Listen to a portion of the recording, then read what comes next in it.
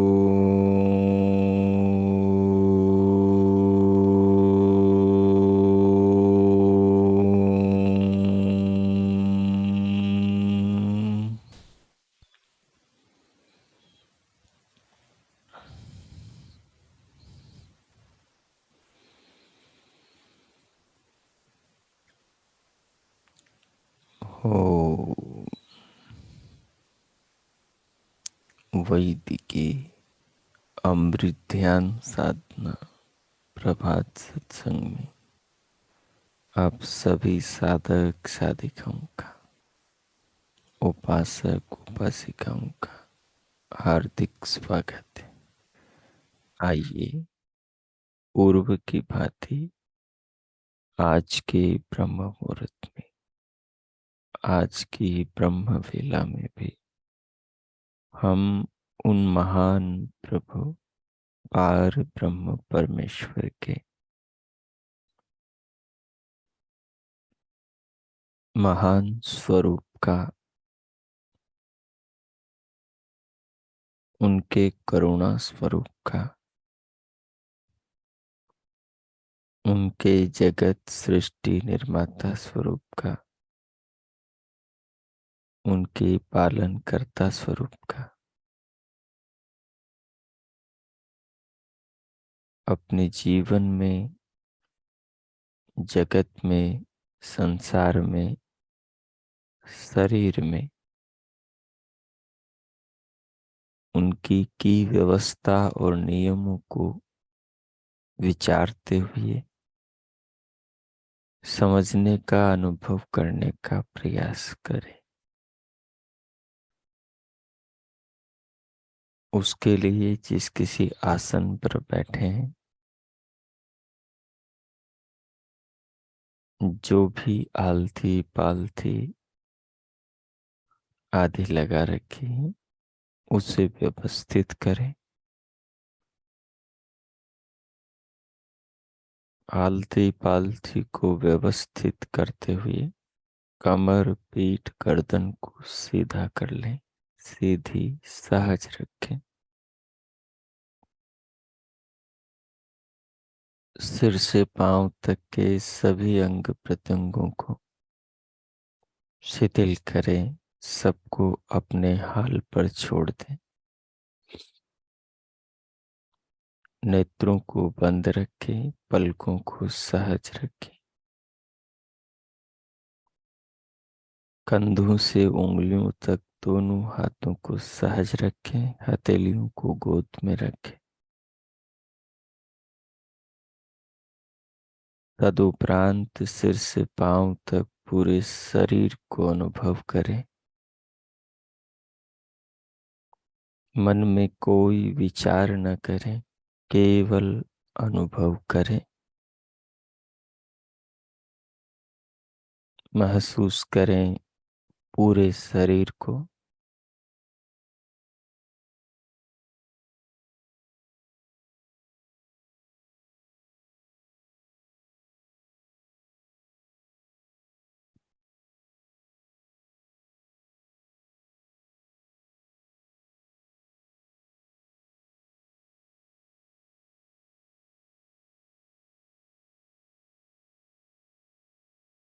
शरीर को महसूस करते हुए बाहर से भीतर आने वाले श्वास को, प्राण को परमात्मा के इस महान प्रेम को अनुभव करें। धीरे धीरे श्वास को लंबा गहरा लयबद्ध करें और भीतर लेते हुए उसे अनुभव करें।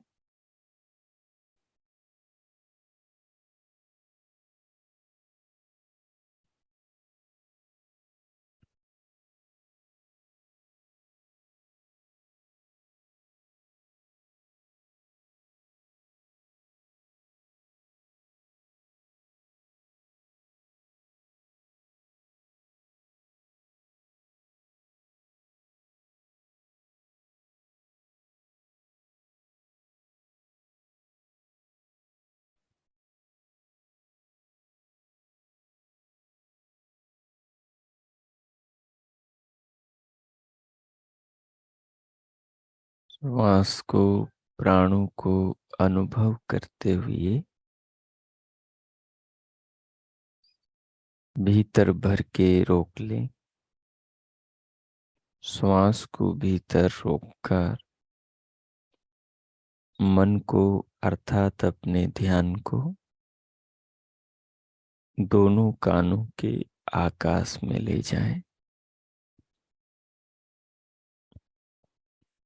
अर्थात अपने मन को कानों के अंदर लगाएं और भीतर से शरीर के अंदर से उठती ध्वनि को, नाद को सुनने का प्रयास करें।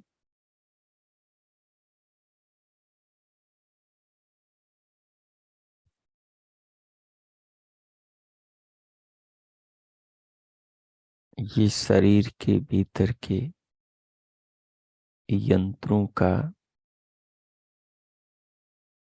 संगीत है जो देह के भीतर असंख्य अंग प्रत्यंग, नस नाड़ियां,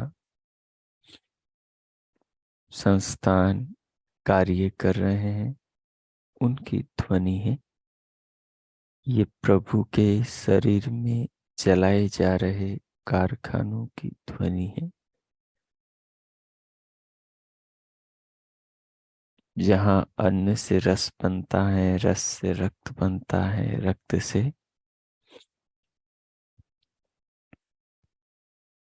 मांस, मज्जा, अस्थि, मेद, शुक्र, शोणित बनता है। जहाँ मनुष्य के शरीर का नवनिर्माण होता है। जो शरीर ब्रह्मांड का एक छोटा सा रूप पिंड है और पिंड का एक बृहत सविस्तृत रूप ये ब्रह्मांड, ये जगत है।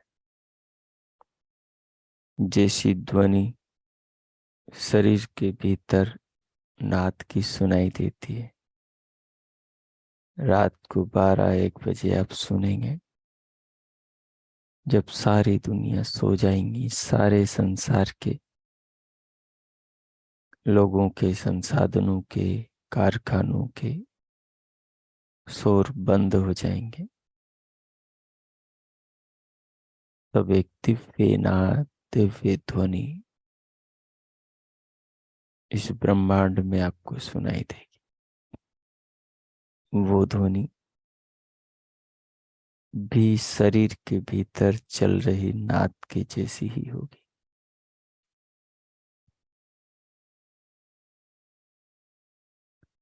और जब इस नाद के साथ में आप अपने मन से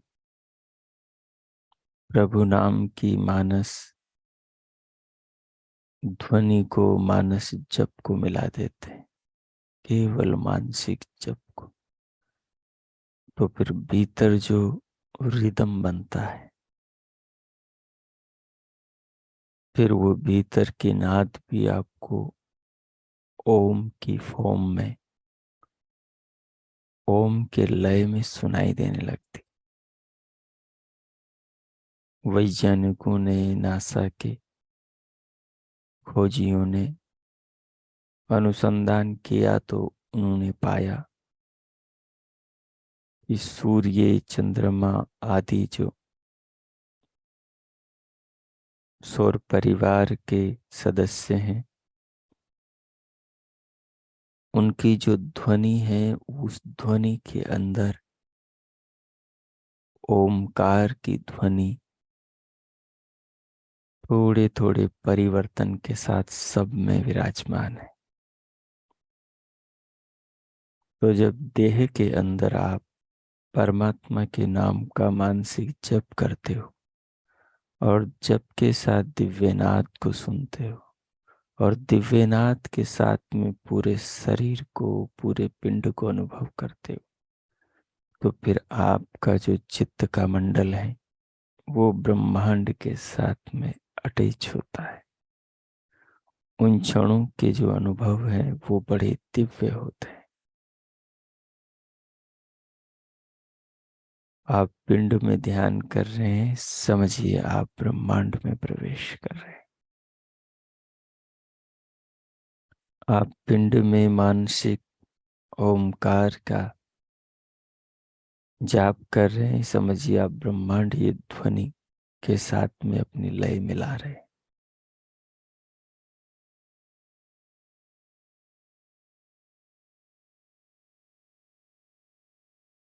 ऋषियों ने इसका विस्तार करके इसको विचित्र ढंग से अनुभव किया है। सो आई, जिस किसी आसन पर आप बैठे उस आसन को अनुभव करें और ऋषियों मुनियों जैसे, तपस्वियों जैसे अपनी आसन की स्थिति को बनाइए। मुखमंडल पर एक माधुर्य, हृदय में पूरे धैर्य, बिल्कुल जल्दबाजी नहीं, पूरी तरह शांति।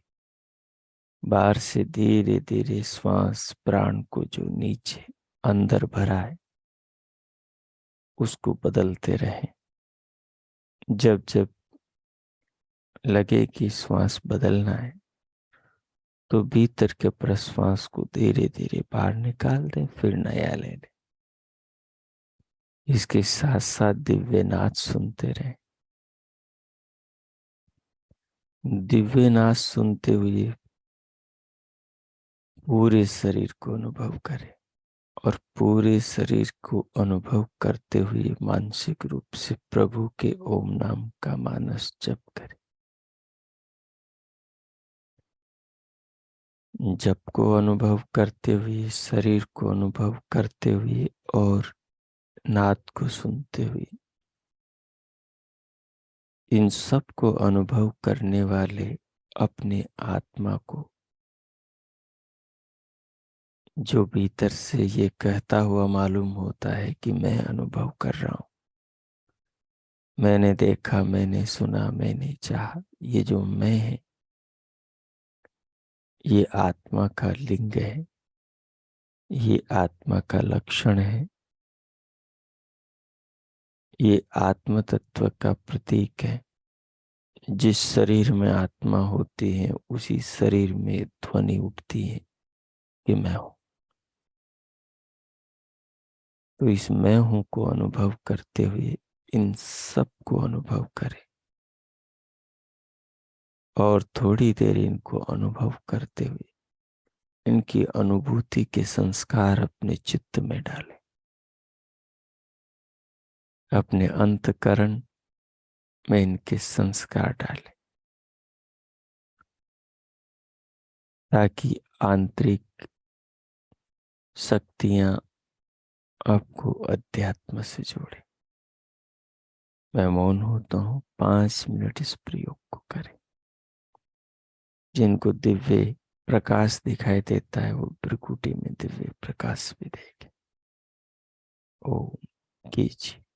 प्रभु का मानस नाम का जप, दिव्यनाथ का अनुभव और प्राणों को धीरे धीरे लेते हैं और छोड़ते और रोकते रहे और पूरे शरीर को अनुभव करें। जो भीतर अनुभूतियां हो रही हैं उनका आनंद लें और चित्त को इन आध्यात्मिक अनुभूतियों से संस्कारित करें। इच ओ अगले 5 मिनट ये प्रयोग करें।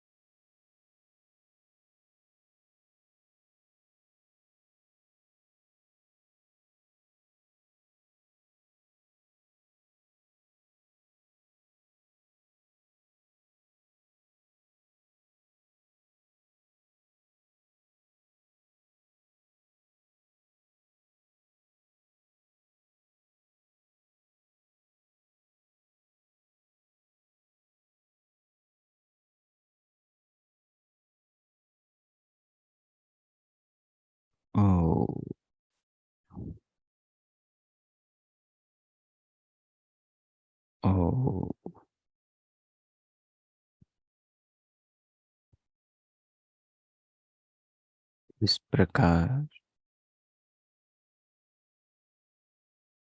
प्रभु नाम का मानस जप करते हुए, दिव्यनाद का श्रवण करते हुए, पूरे शरीर को अनुभव करते हुए, दिव्य प्रकाश प्रकृति में देखते हुए और इन सब को अनुभव करने वाले स्वयं को अनुभविता आत्मा को अनुभव करते हुए, इन अनुभूतियों के अपने चित्त में संस्कार बनाते हुए अब अगले 5 मिनट भगवान का चिंतन करें।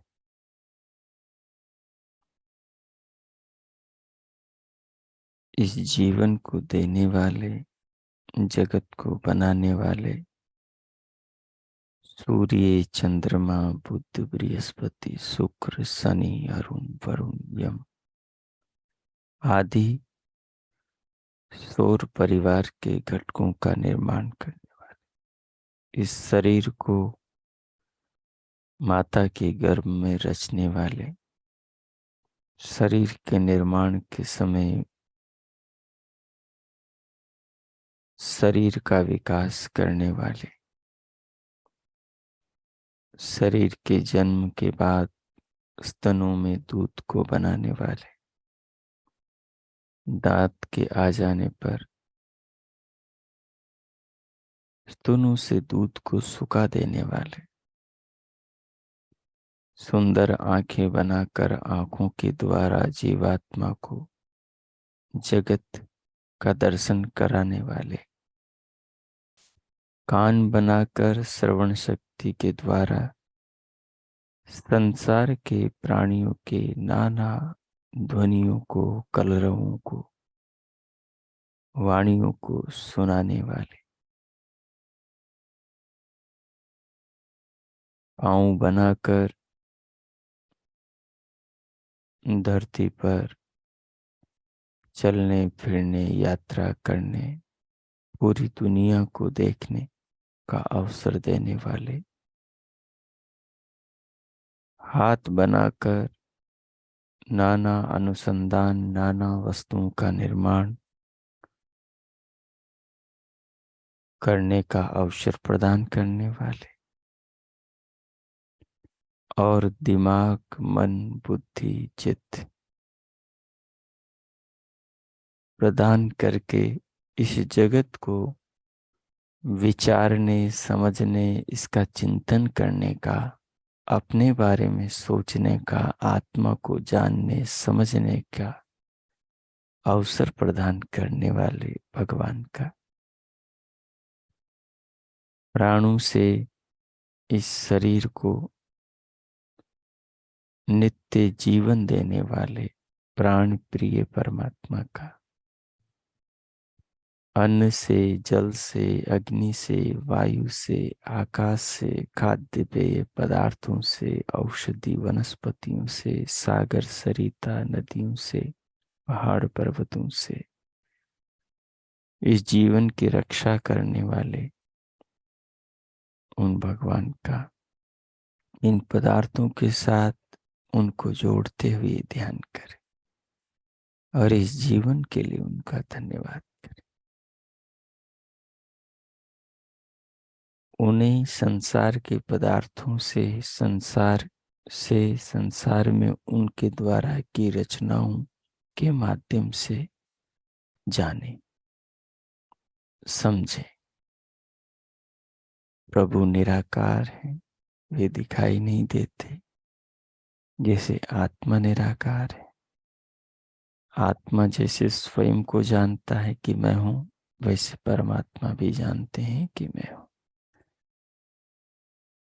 जैसे राम की आत्मा ये जानती है कि मैं राम हूं, राम नाम वाले शरीर को धारण किए हुए हूं, जैसे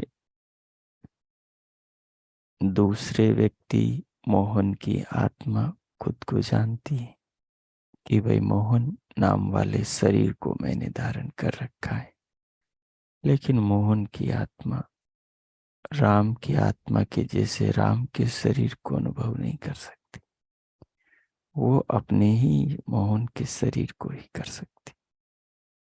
ऐसे ही हम एक दूसरे के शरीर को, एक दूसरे की अंदर की मनोस्थिति को अनुभव नहीं कर सकते, लेकिन खुद खुद को कर सकते। हम अपने क्रिय कार्यों को अनुभव कर सकते हैं। हमें जो प्राप्त हो रहा है दुनिया में, भगवान से, मनुष्यों से, जहाँ रहते हैं वहाँ के वातावरण से, हम उसे अनुभव कर सकते। तो भगवान सारी दुनिया के स्वामी है। वो प्राणी मात्र के पिता है। वो सबको अनुभव करते हैं। उनको अनुभव मनुष्य में उनकी कृपा से करता है। मनुष्य उनको अनुभव उनकी कृपा से करता है।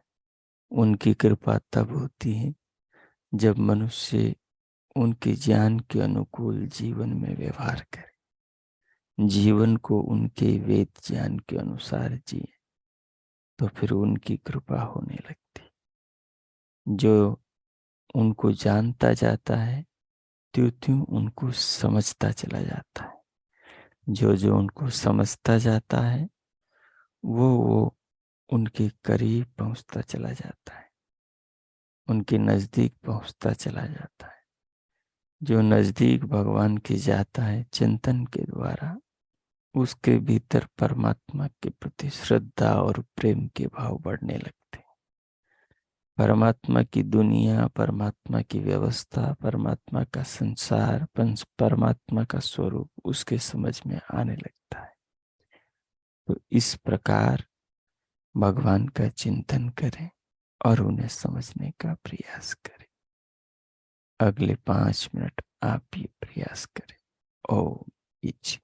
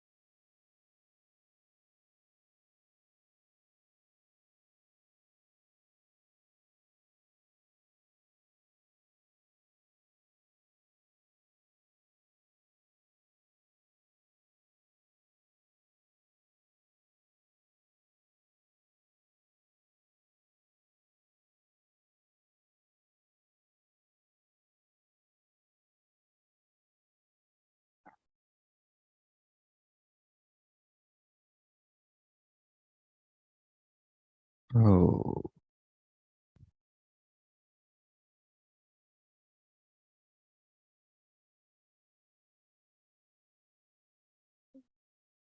ओ, इस प्रकार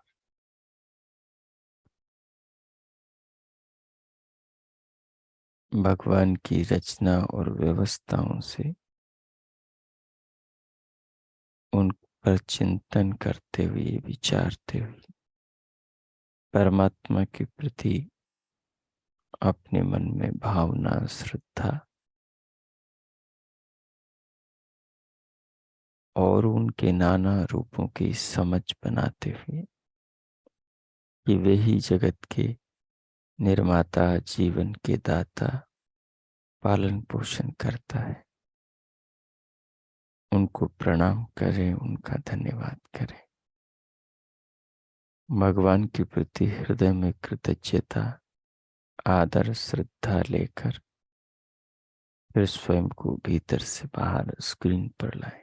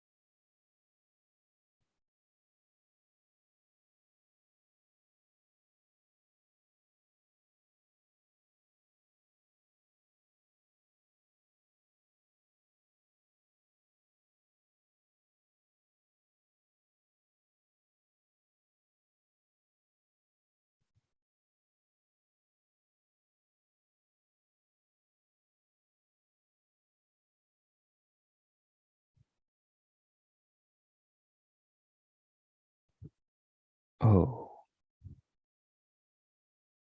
देखिए, हम पीछे विगत दिवस से पातंजलि योग दर्शन पर विचार विनिमय करने लगे हैं कि महर्षि पतंजलि ने योग शास्त्र में अपने सूत्रों के द्वारा जीवन को जानने की प्रक्रिया का जो वर्णन किया है, उसे समझते हुए हम अपने जीवन की अंदर की दुनिया को, अंदर की स्थितियों को जानने समझने का प्रयास करें।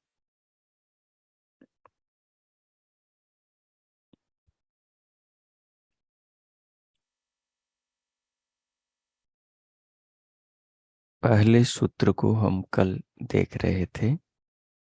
पहले सूत्र में हमने ये समझा कि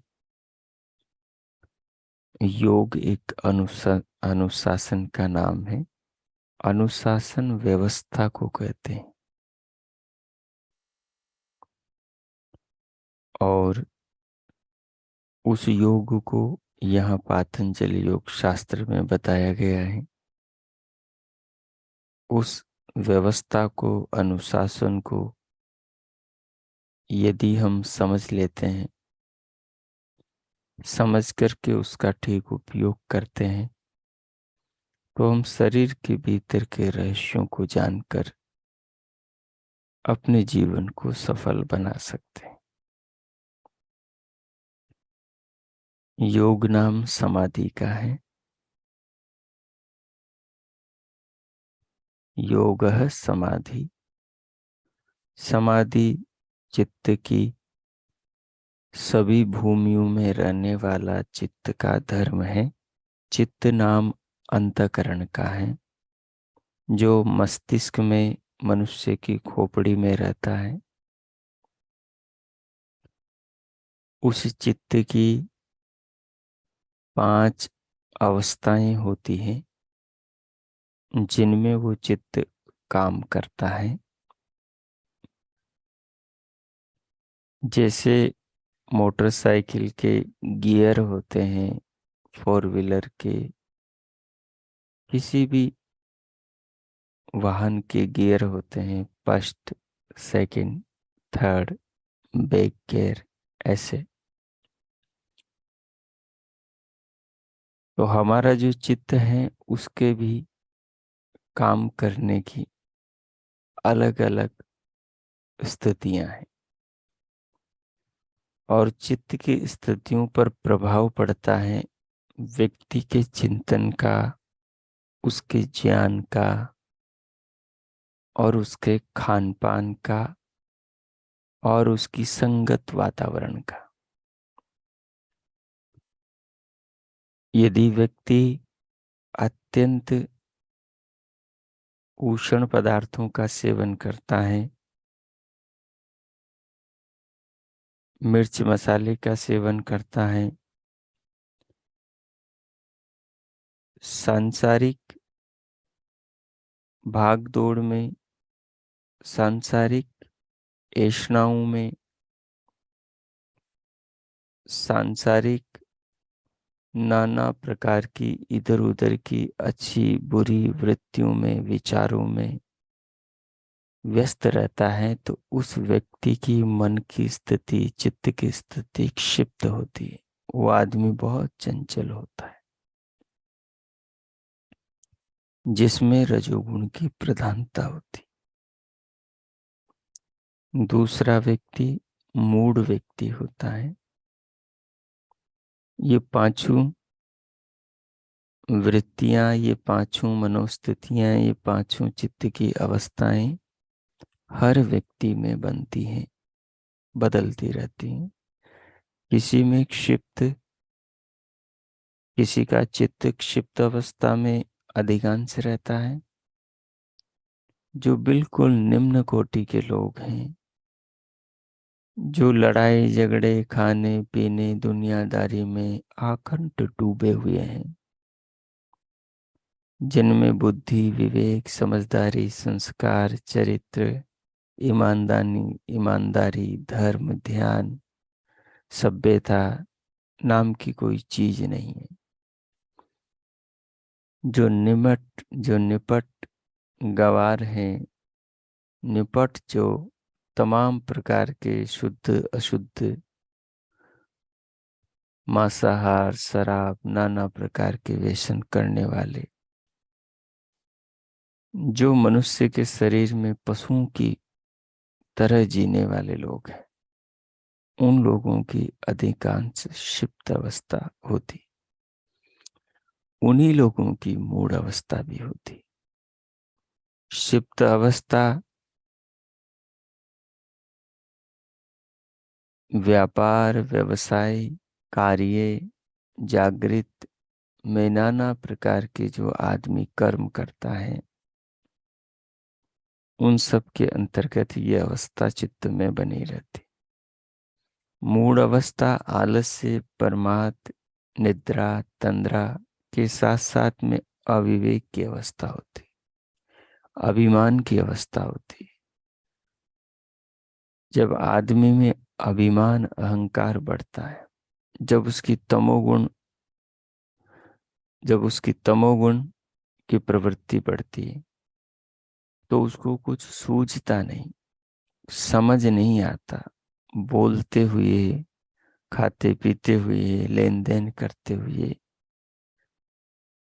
उस पर अहंकार का बड़ा प्रभाव होता है, तमोगुण का बड़ा प्रभाव होता है। जो लोग शराब, तमाम प्रकार के व्यसन, मदिरापान आदि करते हैं और इनके साथ बड़े अहंकार के नशे में चूर रहते हैं, ये सब तमोगुण से ग्रसित रहते हैं। तो संसार में जो बिल्कुल निम्न स्तर के लोग हैं, वो इन दोनों प्रवृत्तियों से अत्यंत ग्रसित होते हैं। जिनके पास खूब धन वैभव है, लेकिन जो नितांत अविवेक और जड़ता से घिरे हुए हैं, जो खूब आलसी, प्रमादी, भोगी प्रवृत्ति के हैं, जो खाते हैं, पड़े रहते हैं और शरीर का भार बढ़ाते रहते हैं, ये सब लोग जो दिमाग से बिल्कुल मंद बुद्धि होते हैं, ये लोग मूढ़ और क्षिप्त के अंतर्गत आते हैं।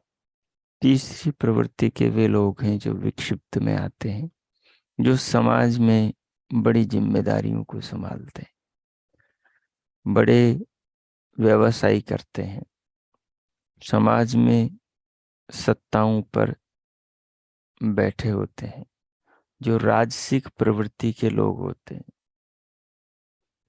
जो रजोगुण से ग्रसित रहते हैं, जिनके रजोगुण में सत्व गुण की मिलावट रहती, अर्थात जिनमें रहने सहने का, बोलने चलने का, जीवन व्यवहार करने का भी अच्छा ढंग पाया जाता है, और सांसारिक भोग विलास की भी प्रवृत्ति जिनके अंदर प्रबल होती, अर्थात जो सांसारिक विषय वासनाओं ऐषणाओं को भी चाहते हैं और समाज में अच्छे तरीके से अपने आप को प्रस्तुत करना, दिखाना और ऊंचे पदों पे रहना, धन वैभव इकट्ठा करना, दुनिया पर शासन राज करना, इन सब प्रवृत्ति वालों में अधिक सत्व, अधिक रजोगुण और न्यून सत्वगुण रहता है। कभी सत्वगुण अधिक तो कभी न्यून रजोगुण होता है। तो ये विक्षिप्त प्रवृत्ति वाले लोग होते हैं। इनका आत्मा परमात्मा की ओर ज्यादा झुकाव नहीं होता। आते हैं दो चार विचार, फिर चले जाते हैं। मंदिर में जाते हैं, हाथ जोड़ते हैं, भगवान का धन्यवाद करते हैं। जो मंदिर में ईश्वर को मानते हैं वो वैसा करते हैं, जो अलग अलग संप्रदायों के अनुसार मानते हैं वो वैसा करते हैं, लेकिन वो केवल आंशिक मात्र से। ये लोग विक्षिप्त प्रवृत्ति के होते हैं। चौथी प्रकार के लोग होते हैं जिनकी बुद्धि एकाग्रता अवस्था से अधिक प्रभावित होती। ये एकाग्रता उनके वर्तमान जीवन की देन ही नहीं होती, उनके पिछले जन्मों के संस्कारों की देन होती, जो अध्यात्म के, धर्म के, आत्मा के, परमात्मा के, मानवता के, दया के, करुणा के, अहिंसा के मार्ग पर कई जन्मों से चले आ रहे हैं। उनकी प्रवृत्ति सहज रूप से एकाग्रता की होती। एकाग्रता का अर्थ है, सामान्य अर्थों में वो विचारशील व्यक्ति होते हैं। वो जीवन की नाना स्थितियों पर विचार करते हैं, मनन करते हैं, वो उनके हानि लाभ को विचारते हैं। तो ये जो विचारने की प्रवृत्ति है, ये एकाग्रता की ओर ले जाती है। ये एकाग्रता की देन है, और एकाग्रता सत्व गुण की देन है। और सत्व गुण सात्विक रहन सहन, सात्विक सोच विचार, सात्विक वातावरण, सात्विक अध्ययन मनन की देन है, सात्विक भोजन की देन है, सात्विक लोगों के संगत की देन है। एकाग्रता, जो लोग घरों को छोड़ देते हैं, जंगलों में चले जाते हैं, रोटी कपड़े या परिवार के झगड़ों से परेशान होकर नहीं, अपने आप को शांत रखने के लिए, अपने आप को खोजने समझने के लिए, मृत्यु से बचने के लिए, मृत्यु से ऊपर उठने के लिए, जीवन को समझने के लिए, जो एकांत में चले जाते हैं, जो मौन रहते हैं, जो लोगों से दूर होकर हट के थोड़ा सा विचारते हैं, ये लोग सत्वगुण से प्रभावित होते हैं। ये लोग पिछले जन्म जन्मांतरों के इस मार्ग के संस्कारों के कारण ऐसी प्रवृत्ति वाले होते हैं। ये विचारशील लोग होते हैं। ये बहुत ज्यादा धन वैभव के पीछे नहीं पड़े रहते, ये सांसारिक वैष्णवों के पीछे भागते नहीं, लेकिन ये अच्छे तरीके से रहना चाहते हैं, अच्छे सभ्य तरीके से लोगों से मिलना मेल जोल रखते हैं, ये अच्छे सात्विक पदार्थों का खान पान रहते हैं, ये अच्छे पेड़ पौधों के, अच्छी हवा के बीच में अच्छे वस्त्र आभूषणों के साथ में जीवन जीना चाहते हैं। इन लोगों में सात्विकता अधिक होती है, इसलिए इनमें एकाग्रता होती है। इनकी जो एकाग्रता की प्रवृत्ति है, ये प्रवृत्ति योग के अंतर्गत आती है। बाकी जो 3 प्रकार के लोग हैं, जो अत्यंत रजोगुण से, अत्यंत तमोगुण से, और जो मिक्स रजोगुण और सत्वगुण से प्रभावित होते हैं, और जो दुनिया में खाने पीने भोग विलास में ही डूबे रहते हैं, उनका योग शास्त्र में प्रवेश नहीं है। मतलब वो योग दर्शन में कोई गति नहीं कर सकते बिना सात्विक स्थिति बनाए, तो उनके लिए योग दर्शन में कुछ नहीं कहा। बाकी जो थोड़े बहुत विचारशील लोग हैं, जो आत्मा परमात्मा के बारे में, जन्म मृत्यु के बारे में, आध्यात्मिक उन्नति के बारे में जो सोचते हैं, उन विचारशील लोगों के लिए योग दर्शन लिखा गया है। वो योग दर्शन के अंदर अपनी आत्म उन्नति का मार्ग खोज सकते हैं। यहाँ से वो लालटेन, यहाँ से वो करदीप, यहाँ से वो अध्यात्म मार्ग के प्रकाशित करने वाले दीपक को जलाने का ज्ञान प्राप्त कर सकते हैं। तो ये चित्त की 5 अवस्थाएं हैं, ये पांचों अवस्थाएं समाधि कहलाती हैं। हर अवस्था समाधि कहलाती। समाधि का अर्थ है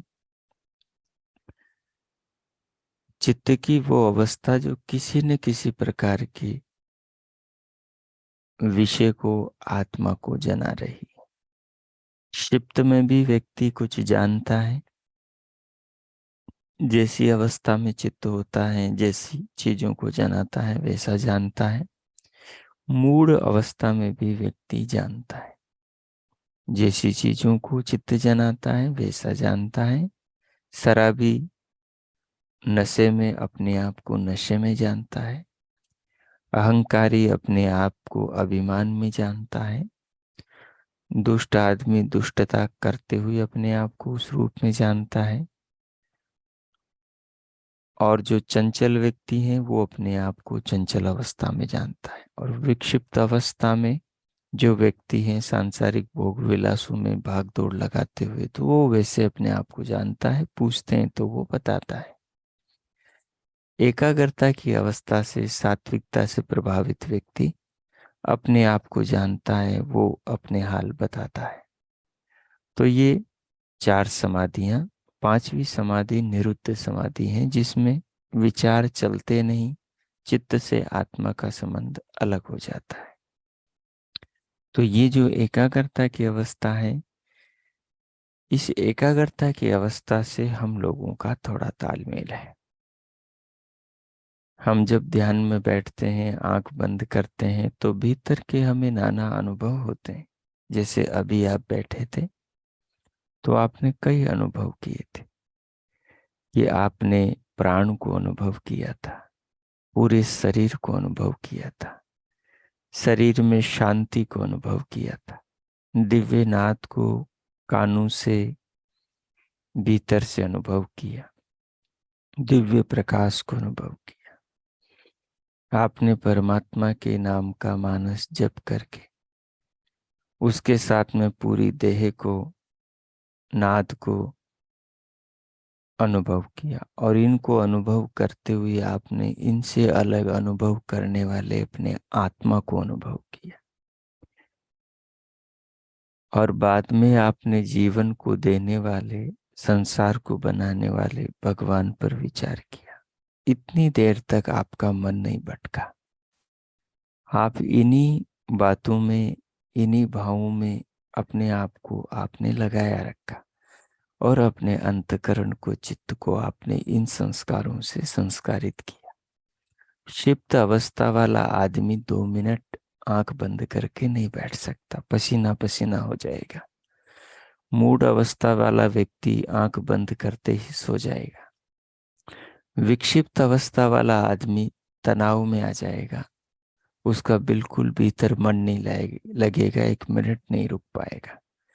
आप एकाग्रता वाले और सात्विक प्रवृत्ति वाले लोग हैं कि थोड़ी देर आप रुके। ये एकाग्रता जैसे जैसे बढ़ती जाएगी, एकाग्रता बढ़ती है ज्ञान से। जितना जितना आपके पास ज्ञान बढ़ता जाएगा, उस ज्ञान पर आपका चिंतन मानसिक बढ़ता जाएगा। मानसिक चिंतन जितना बढ़ता जाएगा, उतनी ही आपकी एकाग्रता बढ़ती जाएगी। इसलिए कहता हूं कि ध्यान को अधिक बढ़ाने के लिए अधिक ज्ञान की जरूरत है। तो इस प्रकार से इन 4 प्रवृत्तियों पर हमने आज विचार किया, 4 अवस्थाओं पर विचार किया। एकाग्रता की अवस्था जिस साधक की होती है, उस साधक के जीवन में क्या क्या और विशेषताएं, ध्यान साधना में उसको उपलब्धियां होती हैं, उनके बारे में हम कल बात करेंगे। जैसा आज आपने ध्यान किया, ध्यान में जो अनुभव किया, वो अनुभव की परिपाटी चित्त की एक अवस्था है, और उस अवस्था का नाम एकाग्रता है। और इस एकाग्रता को भी समाधि कहा गया है। समाधि कहा गया है। और इस समाधि के अलग अलग स्तर है, तो उन सब की आगे क्रमशः चर्चाएं करेंगे। आज आपने जो ध्यान किया और अभी जो योग दर्शन का ज्ञान चिंतन अनुभव किया, अभी इन सब के लिए 2 मिनट आंख बंद करके परमात्मा का धन्यवाद करें और इस चिंतन को आत्मसात करें। इस चिंतन से अपने आप को अनुप्राणित और प्रेरित करें, अध्यात्म में अपने लिए रुचि बढ़ाएं और मृत्यु के आने से पहले अपने आप को जानने का संकल्प करें। ओम कीजिए 2 मिनट इस ज्ञान को आत्मसात और प्रभु का धन्यवाद।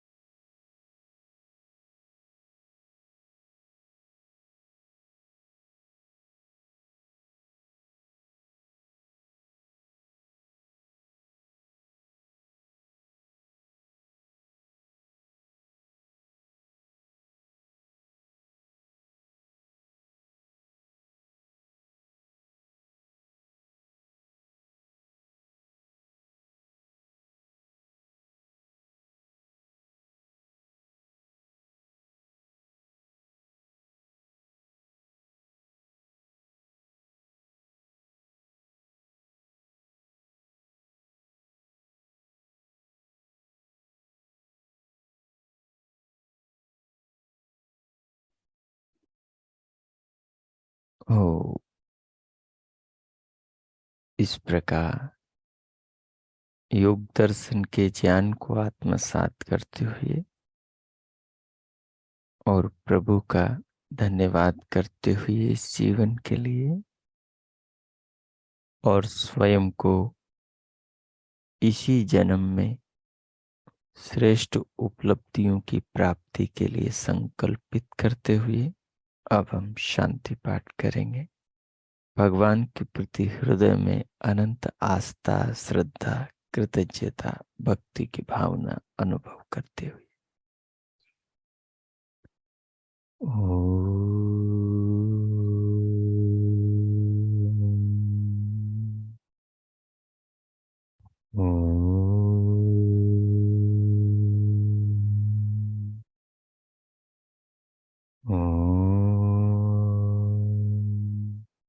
शांति शांति शांति।